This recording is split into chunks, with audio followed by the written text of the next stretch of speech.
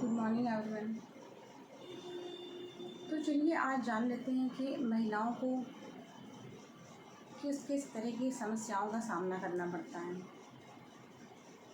चाहे वो आपकी एजुकेशन हो या आपके बिजनेस, व्यापार, करियर, जो भी कुछ आप करना चाहती हैं भविष्य में, उस विषय से संबंधित हो। तो जब बात आपकी एजुकेशन की आती है तो आजकल जो समय बदल गया है उसमें सभी लोग अपनी बालिकाओं को, अपनी धर्मपत्नियों को, अपनी स्त्रियों को शिक्षित, एक एजुकेटेड महिला के रूप में प्राप्त करना चाहते हैं कि अगर मैं किसी से शादी करूं तो मेरी वाइफ बहुत ही एजुकेटेड, पढ़ी लिखी, शिक्षित होनी चाहिए ताकि वो काफ़ी समझदार हो और घर को अच्छे से मैनेज कर सकें, और अगर वर्किंग हो तो और भी बढ़िया है। लेकिन वर्किंग होने के बीच एक फ़िलॉसफी और वर्क करती है कि अगर वो वर्किंग होगी तो वह आपके घर को, घर के कार्यों को, आपके बच्चों को, आपके पेरेंट्स को 100% अपना नहीं दे पाएगी। मगर इस विषय में ना तो कोई सोचता है और ना ही सोचना चाहता है। तो विवाद यहीं से शुरू होता है। आखिर जो तलाक हो रहे हैं और आजकल प्रेम विवाह करने के बावजूद भी रिश्ते टूट रहे हैं, पारिवारिक व्यवस्था, पारिवारिक ढांचा ढह रहा है, डिमिनिश हो रहा है, डिस्ट्रॉय हो रहा है, डिमोलिश हो रहा है। तो ऐसा हो क्यों रहा है?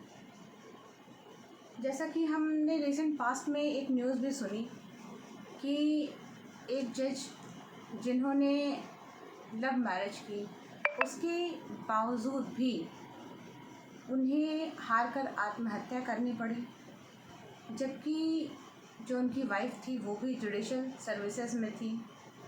और रीज़न यह बताया गया कि उन्हें पारिवारिक कार्यों के लिए बाध्य किया जाता था।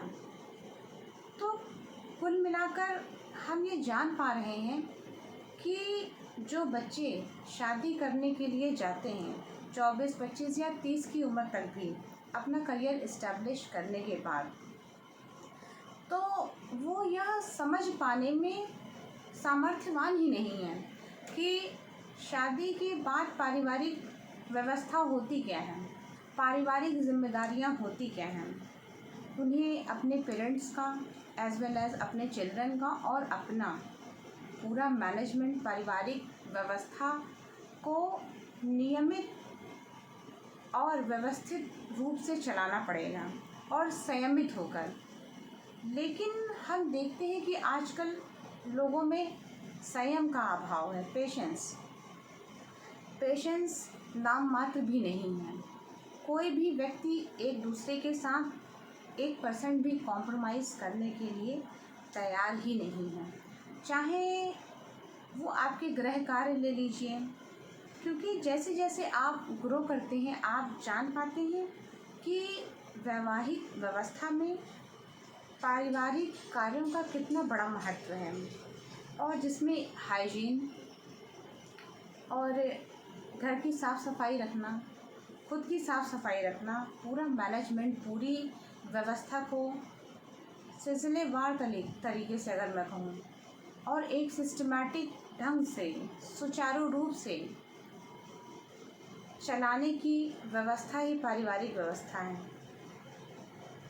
लेकिन मैं इस परिप्रेक्ष्य में देख पा रही हूँ कि काफ़ी यंगस्टर नाकाम साबित हुए हैं और वो रिश्तों को चला नहीं पा रहे हैं, और इसमें काफ़ी हद तक पेरेंट्स को दोष दिया जा रहा है। जबकि हम ये देख रहे हैं कि 60 से 70% लोग सेपरेट व्यवस्था में रह रहे हैं, ऑलरेडी रह रहे हैं, और ओकेजनली कलेक्ट होते हैं, और किसी अवसर पर या पारिवारिक ऐसा कोई अवसर, मांगलिक कार्यक्रम आया तब वो कलेक्ट हो जाते हैं परिवार में और उसमें पार्टिसिपेट करते हैं। तो यह एक बहुत अच्छी सोच है, क्योंकि रोज़ साथ रहकर रहना और लड़ाई झगड़े करना, इससे बेहतर विकल्प तो यही है कि एक न्यूक्लियर फैमिली में रहा जाए। लेकिन हम देख रहे हैं कि आज कल की व्यवस्था न्यूक्लियर फैमिली की व्यवस्था बनती जा रही है, उसके बाद भी हस्बैंड वाइफ एक दूसरे के साथ एडजस्ट नहीं कर पा रहे हैं, क्योंकि सबसे बड़ी खामी यहाँ पर एक चीज़ की है, वह है लालच, प्रलोभन, पैसा, मनी। जनरली लोग मनी माइंडेड होते हैं। अब इन लोगों ने विवाह तो कर लिया, वर्किंग लेडीज़ हैं, क्योंकि हमें समाज में ये अपना कॉलर ऊंचा करना है और बताना है कि अगर मैं बैंक पीओ हूँ तो मेरी वाइफ भी बैंक पीओ है, अगर मैं स्केल 2 ऑफिसर हूँ तो मेरी वाइफ स्केल 3 ऑफिसर है। बताना तो है, लेकिन एक लॉजिक और एक फैक्टर और साथ में काम करता है, पैरेलल। देखिए सिनारियो, देखिए सीन को, देखिए चीज़ों को समझने का प्रयास करिए।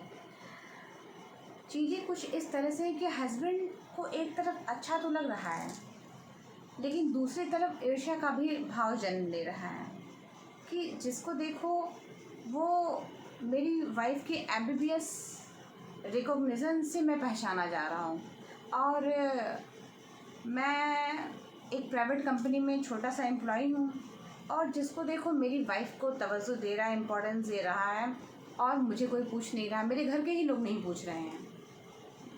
अब जब इस तरह की सामाजिक व्यवस्था, सामाजिक परिवेश में हम जी रहे हैं, जहाँ पर सिर्फ पोस्ट, पदवी, पैसा, नेम फेम, रिकॉग्निशन, किसके पास कितनी बिल्डिंगें हैं, किसने कितनी इमारत खड़ी कर ली, किसने कितना पोजीशन बना लिया, कितना लोन ले लिया, कितनी प्रॉपर्टी बना डाली, लोग सिर्फ इसको तवज्जो दे रहे हैं। और जहाँ पर भी पारिवारिक मांगलिक कार्यों में मैं जाता हूँ, वहाँ पर सिर्फ मैं इस चीज़ से जाना जा रहा हूँ कि मेरी वाइफ एमबीबीएस डॉक्टर है, और मैं एक छोटी सी कंपनी में एक प्राइवेट मुलाजिम हूँ, और मुझे कोई पूछ नहीं रहा है। तो इस तरह की चीज़ें भी हस्बैंड में फ्रस्ट्रेशन का काम करती हैं। अब आपको शादी करने से पहले बहुत सोच समझ लेना है। अगर आप अपनी वाइफ के बिग स्टेटस को कैरी नहीं कर सकते हैं तो आपको इस तरह की शादी नहीं करनी है। अगर आप फील कर रहे हैं खुद को इन्फीरियर और ऐसा महसूस कर रहे हैं कि मैं इतनी बड़ी पोस्ट वाली महिला को कैरी नहीं कर सकता हूँ, उसके ईगो को कैरी नहीं कर सकता हूँ, सामाजिक फ्रस्ट्रेशन को हैंडल नहीं कर सकता हूँ, अपनी स्त्री के ईगो को कैरी नहीं कर सकता हूँ, अगर वो विनम्रता के साथ भी रहती है या डाउन टू अर्थ भी है, मेरे साथ बहुत अच्छा बिहेवियर है, वो गलत बिहेव कभी करती ही नहीं, उसके बाद भी मेरे ऊपर इतना सामाजिक प्रेशर हो गया है कि मैं इस फ्रस्ट्रेशन को झेल नहीं पा रहा हूँ। तो इसलिए कोशिश यही करिए कि अपने स्टेटस के बराबर वालों के साथ विवाह करिए, क्योंकि आप बाद में इतना ज़्यादा फ्रस्ट्रेट हो जाएंगे कि आप उस झूठे फाइनेंशियल स्टेटस को कैरी करते करते थक जाएंगे। ये बहुत बड़ा पॉइंट मैं बता रही हूँ आप सभी को। जनरली होता क्या है कि कुछ लोग पहले से प्यार में होते हैं और उन्होंने शादी कर ली, या तो महिला वो एमबीबीएस बनने वाली थी या बन गई थी, या फ्यूचर में उसका फाइनल सिलेक्शन मीन्स फाइनल होने वाला था या हो गया था, या कुछ लोगों का शादी के बाद भी सिलेक्शन होता है। तो अगर कोई महिला आपसे बहुत ऊंची पोस्ट पर है और आप बहुत ही नीची पोस्ट पर हैं और आपको लग रहा है कि मैं इतना सामाजिक प्रेशर नहीं झेल पाऊँगा, इससे इधर एक एग्ज़ाम्पल और आता है जो हम लोगों ने देखा था। मुझे नाम इस समय रिकॉल नहीं हो रहा है राइट नाउ, बट आप लोगों को शायद से याद ही आ रहा होगा। एक सफाई कर्मचारी थे जिन्होंने पढ़ा लिखा कर अपनी वाइफ को आईपीएस ऑफिसर बना दिया था। तो उसमें विवाद खड़ा हुआ कि अपनी वाइफ को पढ़ाया और बनाया इन्होंने, उसके बाद वो अब डाइवोर्स लेना चाह रही हैं और किसी तीसरे व्यक्ति के साथ इंडल्ज हैं। तो इस तरह की घटनाएं भी हमारे सामाजिक परिवेश में देखने को आती हैं, क्योंकि जब महिला को लगने लगता है कि पति अब मेरे लेवल का नहीं है, वो एक सफाई कर्मचारी और मैं आईपीएस या आईएएस, तो अब वो मेरे लेवल का रह नहीं गया, अब मुझे उससे पीछा छुड़ा लेने में ही एक सही विकल्प दिखाई पड़ रहा है। तो भांति भांति के लोग हैं समाज में, तो आपको अपने वैवाहिक जीवन में स्टेप इन करने से पहले बहुत सोचना समझना है। और जनरली हम देखते क्या है कि एक वैवाहिक जीवन में जब हम डीपली जाकर देखते हैं तो हम सिर्फ यही पाते हैं कि यार फैमिली में सिर्फ पैसे का ही काम होता है, क्योंकि एक बार आपने शादी कर ली तो अब दोबारा आपको कोई पूछने वाला नहीं कि आपकी दाल रोटी कैसे चल रही है, आप क्या खा रहे हैं, कोई कमी हो तो 10-20 हज़ार मुझसे उधार ले लो। पैसा देने की बात तो आप छोड़ ही दीजिए, मैं सिर्फ उधार लेने की और उधार देने की बात करें। अगर आप एक्सपेक्ट करें कि कोई मेरा रिश्तेदार मुझे कुछ ज़रूरत है 10-20 हज़ार की, 2-4 महीने के लिए उधार दे दें, तो शायद ही कोई दे देगा। अगर आप अपना मुंह भी खोलते हैं तो आप अपनी ज़ुबान ख़राब कर रहे हैं, क्योंकि आपको रिजेक्शन ही मिलना है चारों तरफ से। क्योंकि आजकल के समाज में शायद ही कुछ लोग ही 10% आई थिंक, और जिन 10% लोगों पर ही पूरा मानव समाज का दारोमदार टिका हुआ है।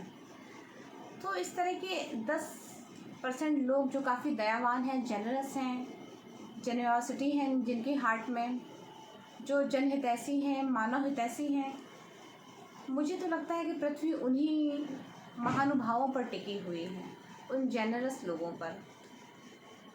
तो आप कभी उधार मांग कर देखिए, आपको कहीं नहीं मिलेगा। हाँ, आपको सिर्फ एक ही व्यक्ति उधार दे सकता है, वो तो या तो वो क्रेडिट कार्ड वाला बैंक या फिर सूदखोर, जिससे आप उधार पैसा ले सकते हैं और आपको इंटरेस्ट देना पड़े उस पर। तो इस तरह की परिस्थितियाँ भी आपके सामने आएंगी। या आप लोगों को अगर जज करना चाहते हैं कि पैसे के परिप्रेक्ष्य में देखूं मेरा रिश्तेदार तो इतना अमीर है, क्या मुझे 10,000 या 20,000 उधार दे सकता है, आप एक बार चेक करके देख लीजिएगा। मैं बता रही हूँ श्योरिटी के साथ, नहीं मिलने वाला आपको। भले ही आप अपने क्रेडिट कार्ड से निकाल लेंगे, वहाँ से मिल जाएगा, भले ही आपको इंटरेस्ट पे करना पड़े। तो इस तरह की वस्तु परिस्थितियाँ हैं आजकल के इस सामाजिक परिवेश में, इस समाज में से जिस समाज में हम जी रहे हैं। और ये वस्तु परिस्थिति किसी एक व्यक्ति की नहीं है, किसी एक व्यक्ति विशेष की नहीं है, ये पूरी सामाजिक संरचना के बारे में मैं बता रही हूँ। हम ऐसी सामाजिक व्यवस्था में जी रहे हैं जहाँ पर हम सिर्फ खुद से ही एक्सपेक्टेशंस करें तो ही अच्छा है, तो ही बेहतर है, और सारे काम खुद ही करने, आगे बढ़कर सब कुछ खुद ही करने की कोशिश करें, वही एक बेहतर विकल्प हो सकता है।